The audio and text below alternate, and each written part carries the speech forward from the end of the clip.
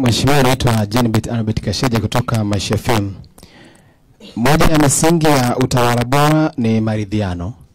Na hii inaonyesha kwamba utawala bora unahimiza kukutanisha kwa mawazo mbalimbali kupata suluhu na uamuzi ya pamoja ambayo pia inazingatia matakwa ya jamii nzima. Mheshimiwa, tunaelekea uchaguzi mkuu wa Oktoba 2025. Natamani kusikia neno lako. Vyama vyote vinakutazama na vinakuzingatia kupitia maridhiano. Asante sana. Wewe ni mchokozi. Umenitoa huku lakini uko within, kwa sababu mimi nahusika pia na masuala ya utawala bora. Na utawala bora ni dhana pana, hata kwa majukumu yake ni pana. Kwa hiyo ukizungumzia hata kwenye siasa unakuwa sijatoka sana, lakini angeweza kuwepo msemaji mkubwa wa jambo hili. Lakini kwa kusaidia na kutumia platform hii, naweza kusema tu kwamba utawala wa sheria ni utawala unaozingatia, utawala bora ni utawala unaozingatia sheria. Na Mheshimiwa Rais Dr. Samia Suluhu Hassan alikuja akaleta falsafa ili tuiishi wa Tanzania ya 4R: maridhiano, maelewano, kuvumiliana na kuendelea mbele. Tusahau yaliyopita, tuendelee mbele.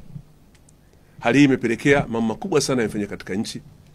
Tumeweza kufanya marekebisho ya sheria za uchaguzi na sheria ya vyama vya siasa. Mabadiliko makubwa sana. Tumeweza tubadilisha sheria na kuunda tume sio tu huru lakini inayojitegemea, independent. Tumeunda. Na mawazo yalitolewa na vyama vyote vya siasa na mimi nilishiriki mchakato. Na ni kutokana na mawazo yale yaliyotolewa na ile kamati ya vyama vyote vya siasa ndio ikapelekea kutengenezwa kwa sheria. Na sheria zetu tulipitisha pale bungeni na tukakubaliana na tukanyamaza kimya na tukasema tunaenda kwenye uchaguzi. Kama kutakuwa kuna mapungufu, nadhani mapungufu yangekuja baada ya kumaliza uchaguzi huu. Kwamba pamoja na marekebisho haya, mbona sasa hatuoni kitu ambacho kimebadilika? Lakini hatujaenda kwenye uchaguzi, ndio tunaanza. Lakini wako wengine wanasema wenyewe hawashiriki uchaguzi. Sio kazi yangu kuwataka washiriki uchaguzi kwa sababu ni haki ya kikatiba. Lakini msingi na jambo la maana hapa ni je, mawazo hayo yao yanatekelezeka kwa kipindi hiki?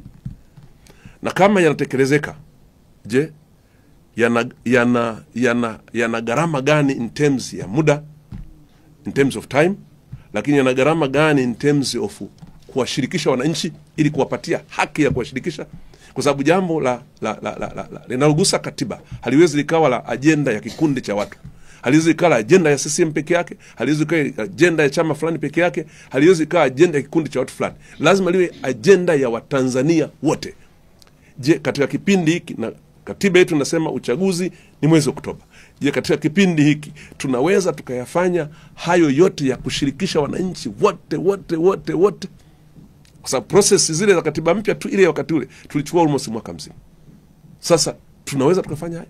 Ni dhahiri mtu anapodai kitu ambacho hakiwezekani, unajiuliza dhamira yake nini? Kwa hiyo niseme tu, uchaguzi chini ya falsafa ya Dr. Samia Suluhu Hassan ya maridhiano, maelewano, na wenzetu wengine ambao ni wadau katika mchakato wa hii wa kisiasa, ni vizuri wakatafakari hekima hii, busara hii na falsafa hii ili tuweze kuitendea haki nchi yetu. Kwa sababu mwisho wa siku maslahi yanayoangaliwa hapa ni ya Watanzania kwa ujumla wao, sio ya kikundi cha watu, ila ya Watanzania kwa ujumla wao. Tuna watoto, tuna wamama, mama zetu wako vijijini kule. Tukianza heka hapa hakuna atakayebaki. Naje heka hizo zinatulazimu kweli tuingie kwenye heka hizo? Lazima sana tuingie kwenye heka.